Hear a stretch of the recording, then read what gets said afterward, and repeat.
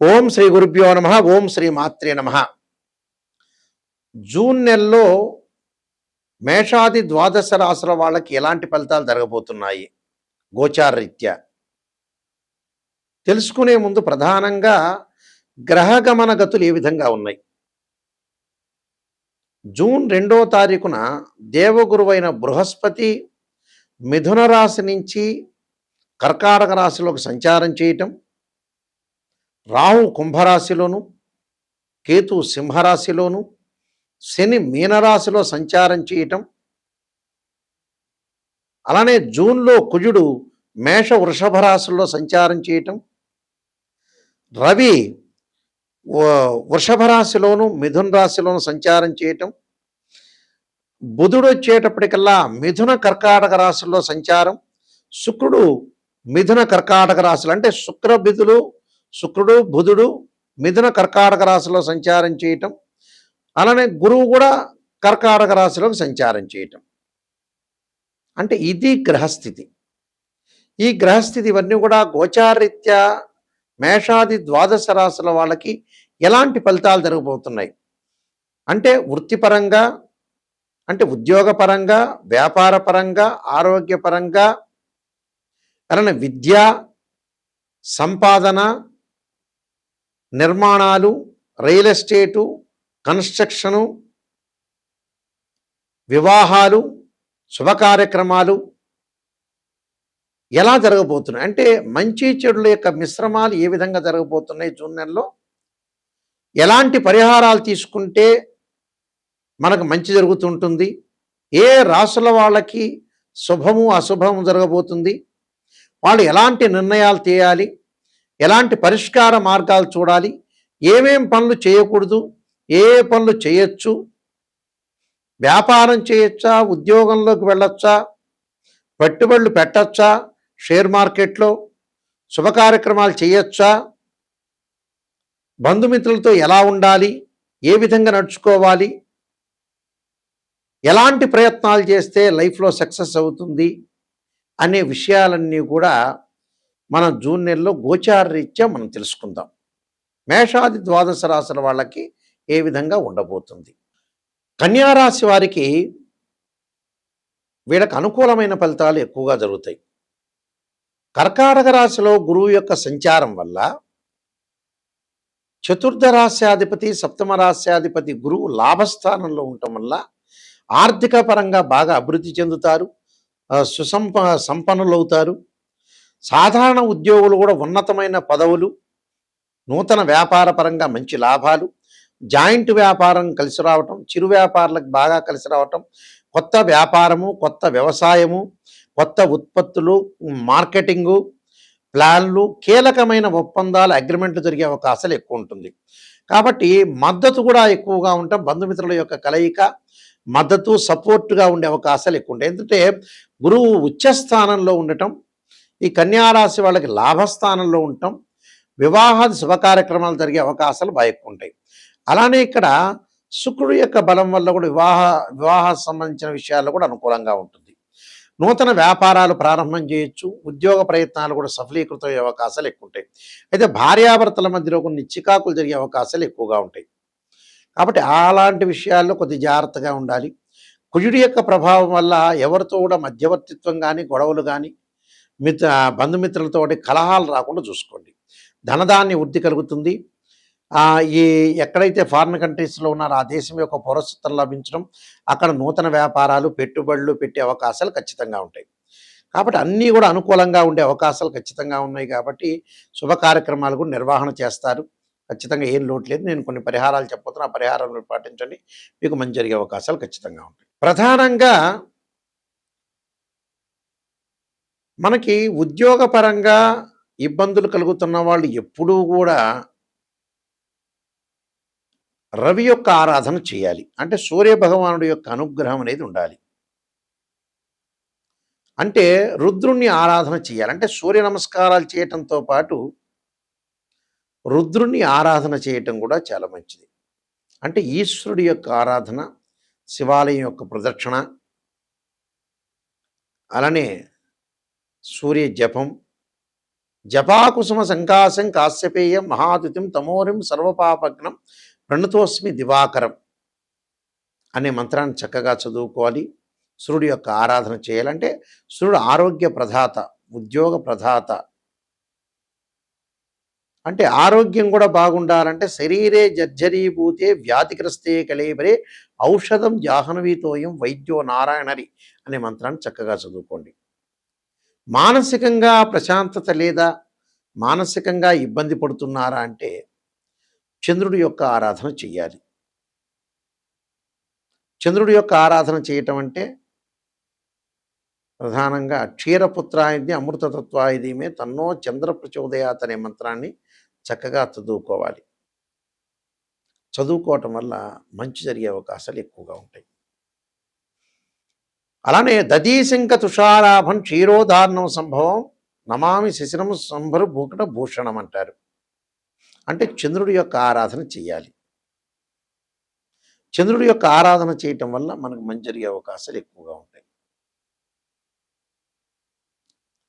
అలానే వాహన ప్రమాదాలు జరుగుతుందా, గొడవలు జరుగుతున్నాయా, ఆస్తి పంపకాల విషయాల్లో ప్రాబ్లమ్స్ వస్తున్నాయా, జాతకంలో కుజదోషాలు ఉన్నాయా, కుజగ్రహం అనేది వెంటాడుతుంది అని అంటే సుబ్రహ్మణ్య స్వామి యొక్క ఆరాధన చేయాలి.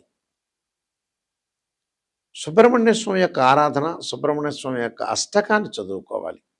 తత్పురుషాయుధే మహాసేనాయుధమే తన్నో షణ్ముఖ ప్రచోదయాత్ అనే మంత్రాన్ని చక్కగా చదువుకోవాలి. 2 జంట సర్పాలను దానం చేయాలి. రాహుకాలంలో మంగళవారం రోజున దీపం పెట్టాలి. అంటే రాహుకాలంలో దీపం పెట్టడం వల్ల కూడా మనకు మంచి జరిగే అవకాశాలు ఖచ్చితంగా ఉంటాయి. అలానే బుద్ధి వికసించట్లేదా, ప్రణాళికాబద్ధంగా రూపొందించుకోవట్లేదా అంటే బుధుడి యొక్క ఆరాధన చేయాలి. బుధవారం రోజున గణపతి యొక్క ఆరాధన, గణపతిని ఆరాధన చేయాలి. అది ఎలాంటి గణపతిని ఆరాధన చేయాలి అనంటే గకార అష్టోత్తరంతో స్ఫటిక గణపతిని కానీ, నవగ్రహ గణపతిని అంటే నవగ్రహ ధాన్యాలతో చేసిన ధాన్య గణపతిని కానీ, పగడపు గణపతిని కానీ, ఎమరాల్డ్ స్టోన్తో చేసిన గణపతిని కానీ ఆరాధన చేయాలి. ఎమరాల్డ్ స్టోన్తో చేసిన గణపతి చాలా బాగుంటుంది. బుధవారం రోజున ఉపవాసం ఉండటం, గణపతి దేవాలయాలకు ప్రదక్షిణ చేయటం, పిల్లలకి పుస్తక దానం చేయడం చాలా మంచిది. ధనం కలిసి రావట్లేదా, విద్యలో అనుకూలంగా ఉండట్లేదా, ఎంత డబ్బు వచ్చినా కూడా ఖర్చు పెడుతున్నారా అంటే గురువుకి అంతరిక్ష దేవత అయిన తారామహాదేవి యొక్క స్తోత్ర పాలనం చేయడం చాలా మంచిది.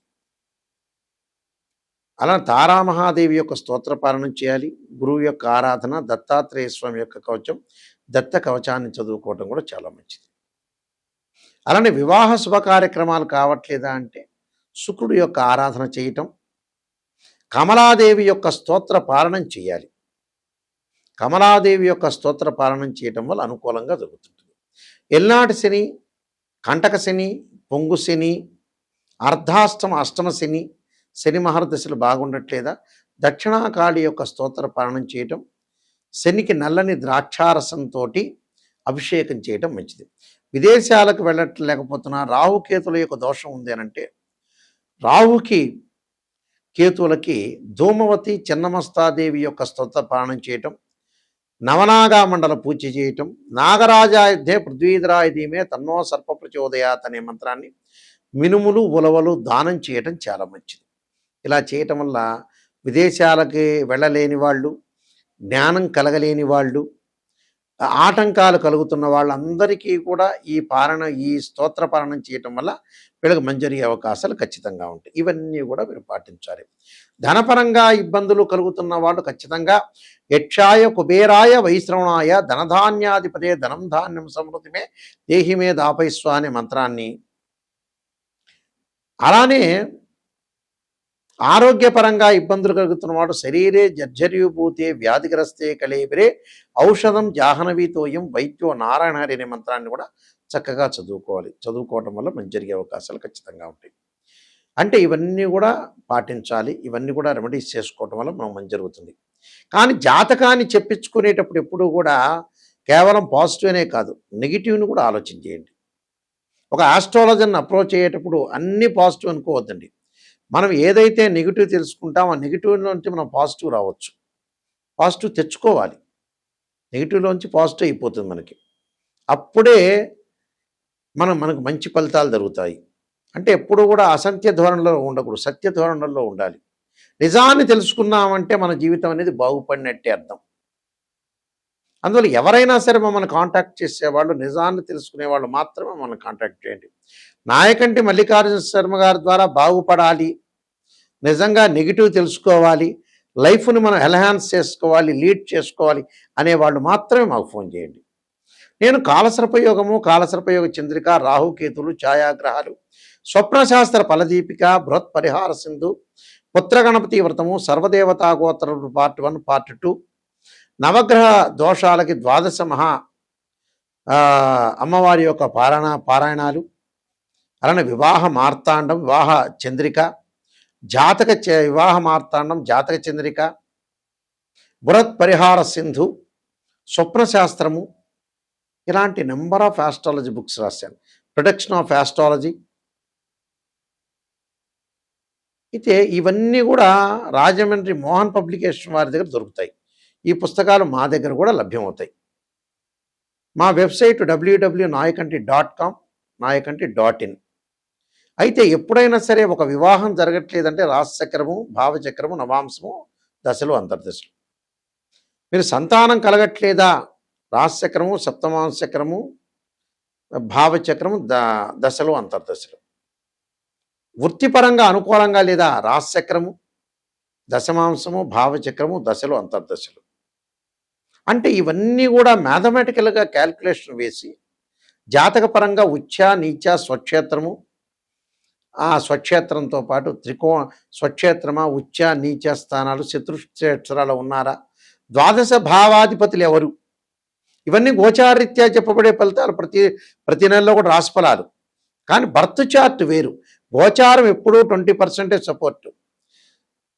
అలానే బర్త్ చార్ట్ అనేది 80% మనం జాతకపరంగా దోషాలు ఏమున్నాయి, జాతకపరంగా ఏ సమయంలో ఏ నిర్ణయం తీసుకోవాలి, ఎలాంటి వృత్తి చేపట్టాలి అనే విషయాలన్నీ కూడా తెలిసేది ఏంటంటే బర్త్ చార్ట్. దానికి భావాధిపతులు ఉంటారు. ద్వాదశ భావాధిపతులు వేరు, రాస్యాధిపతులు వేరు, ఆ గడిలో ఉన్న గ్రహము వేరు. ద్వాదశ భావాధిపతులు అంటే ఏంటంటే ఇంటి ఓనర్, రాస్యాధిపతి అంటే ఆ ఇల్లు కట్టించినవాడు, బిల్డర్. దానిలో ఆ గ్రహం ఏదైతే ఉంటుందో అది టెరెంట్గా భావించాలి. ద్వాదశ భావాలంటే తనుభావాధిపతి రవి, ద్వితీయ భావాధిపతి గురు, తృతీయ భావాధిపతి కుజుడని, చతుర్థ భావాధిపతి చంద్రుడని, పంచమ భావాధిపతి గురువు అని, షష్టమ భావాధిపతి కుజుడని, అలానే సప్తమ భావాధిపతి శుక్రుడని, ఇలాగ ద్వాదశ భావాలకు అధిపతులు ఉంటారు. మళ్ళీ రాస్యాధిపతులు, భావాధిపతులు, దానిలో ఉండే గ్రహము, గ్రహణము, దృష్టి, మ్యాథమెటికల్ క్యాలిక్యులేషన్ వేసి జాతకాన్ని చెప్పాలి. ఎలా పడితే అలా చెప్తే జాతకం అనేది కాదు. దీనిలో రకరకాల పద్ధతులు ఉంటుంది. వైదిక ఆస్ట్రాలజీ ఉంది, కేపీ రామన్ పద్ధతి ఉంది, బివి రామన్ సంబంధించిన పద్ధతులు ఉన్నాయి. అంటే రకరకాల ఆస్ట్రాలజీ సంబంధించిన ప్రొడక్షన్స్ ఉంటాయి.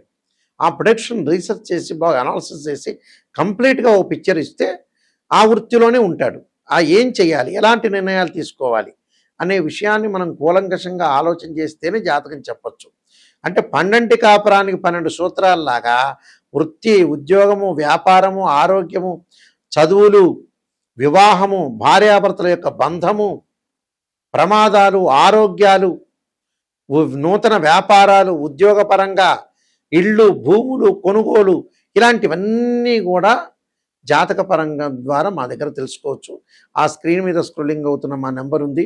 ఆ నెంబర్, ఎందుకంటే మేము వంశపారంపర్యంగా చెప్పే వ్యక్తులం కాబట్టి ఓపెన్గా చెబుతున్నాం. ఏదైనా నా దగ్గర ఓపెన్గా చెప్పించుకోండి, క్లియర్గా చెప్పించుకునే వాళ్ళు మాత్రమే రండి. మీ అందరికీ కూడా మంచి జరగాలని శ్రీ పరమేశ్వరుడి యొక్క కరుణాకటాక్షము, శ్రీ పరమేశ్వరి యొక్క కరుణాకటాక్షం ఆశిస్తూ సర్వే జనా సుఖినో భవంతు.